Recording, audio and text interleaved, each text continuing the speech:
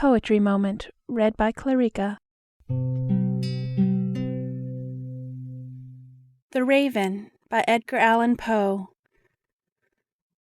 Once upon a midnight dreary, while I pondered weak and weary over many a quaint and curious volume of forgotten lore, while I nodded, nearly napping, suddenly there came a tapping, as of some one gently rapping at my chamber door.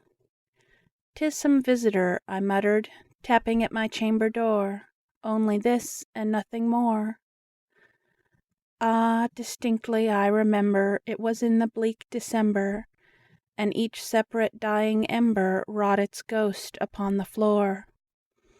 Eagerly I wished the morrow, vainly I had tried to borrow from my books surcease of sorrow, sorrow for the lost Lenore, for the rare and radiant maiden whom the angels name Lenore, nameless here forevermore. And the silken, sad, uncertain rustling of each purple curtain thrilled me, filled me with fantastic terrors never felt before, so that now, to still the beating of my heart, I stood repeating, "'Tis some visitor entreating entrance at my chamber door, some late visitor entreating entrance at my chamber door. This it is, and nothing more." Presently my soul grew stronger, hesitating then no longer. "Sir," said I, "or Madam, truly your forgiveness I implore, but the fact is I was napping, and so gently you came rapping, and so faintly you came tapping, tapping at my chamber door, that I scarce was sure I heard you." Here I opened wide the door. Darkness there and nothing more. Deep into that darkness peering, long I stood there, wondering, fearing, doubting, dreaming dreams no mortal ever dared to dream before. But the silence was unbroken, and the stillness gave no token, and the only word there spoken was the whispered word "Lenore." This I whispered, and an echo murmured back the word "Lenore." Merely this, and nothing more. Back into the chamber turning, all my soul within me burning, soon again I heard a tapping, somewhat louder than before. "Surely," said I, "surely that is something at my window lattice. Let me see, then, what thread is, and this mystery explore. Let my heart be still a moment, and this mystery explore. 'Tis the wind, and nothing more." Open here I flung the shutter, when, with many a flirt and flutter, in there stepped a stately raven of the saintly days of yore.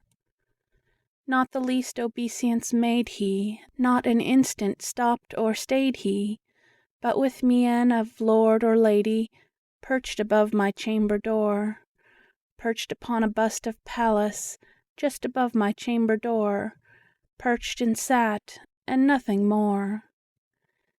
Then this ebony bird beguiling my sad fancy into smiling, by the grave and stern decorum of the countenance it wore.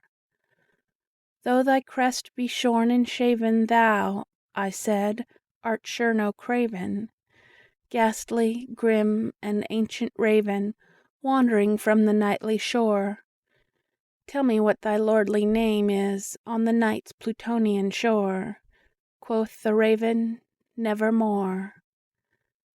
Much I marvelled, this ungainly fowl, to hear discourse so plainly, though its answer little meaning, little relevancy bore, for we cannot help agreeing that no living human being ever yet was blessed with seeing bird above his chamber door, bird or beast upon the sculptured bust above his chamber door, with such name as Nevermore. But the raven, sitting lonely on the placid bust, spoke only that one word, as if his soul in that one word he did outpour. Nothing further than he uttered, not a feather than he fluttered, till I scarcely more than muttered, "Other friends have flown before, On the morrow he will leave me, as my hopes have flown before." Then the bird said, "Nevermore." Startled at the stillness broken by reply so aptly spoken, "Doubtless," said I, "what it utters is only its stock and store, Caught from some unhappy master, whom unmerciful disaster Followed fast and followed faster, till his song one burden bore, Till the dirges of his hope that melancholy burden bore of never, nevermore." But the raven, still beguiling all my sad soul into smiling, Straight I wheeled a cushioned seat in front of bird and bust and door. Then upon the velvet sinking, I betook myself to linking fancy unto fancy, thinking what this ominous bird of yore, what this grim, ungainly, ghastly, gaunt, and ominous bird of yore meant in croaking "Nevermore." This I sat engaged in guessing, but no syllable expressing To the fowl whose fiery eyes now burned into my bosom's core. This and more I sat divining, with my head at ease reclining On the cushion's velvet lining that the lamplight gloated o'er, But whose velvet violet lining with the lamplight gloating o'er She shall press, ah, nevermore. Then methought the air grew denser, perfumed from an unseen censer, Swung by seraphim whose footfalls tinkled on the tufted floor. "Wretch," I cried, "thy God hath lent thee, by these angels he hath sent thee, Respite, respite and nepenthe from thy memories of Lenore. Quaff, oh quaff this kind nepenthe, and forget this lost Lenore." Quoth the raven, "Nevermore." "Prophet," said I, "thing of evil, prophet still, if bird or devil, Whether tempest sent, or whether tempest tossed thee here ashore, Desolate, yet all undaunted, on this desert land enchanted, On this home by horror haunted, tell me truly I implore, is there balm in Gilead? Tell me, I implore." Quoth the raven, "Nevermore."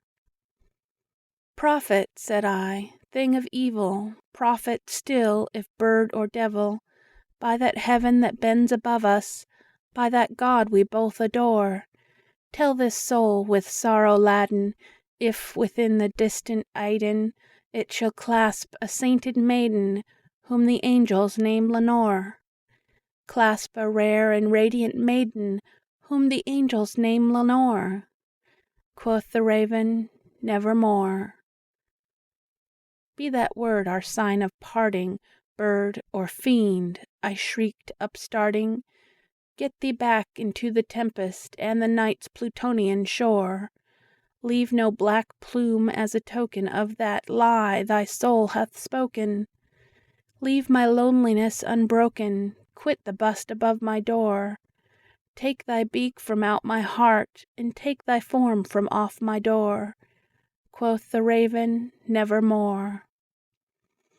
And the raven, never flitting, still is sitting, still is sitting On the pallid bust of Pallas, just above my chamber door, And his eyes have all the seeming of a demon that is dreaming, And the lamplight o'er him streaming throws his shadow on the floor, And my soul from out that shadow that lies floating on the floor Shall be lifted nevermore.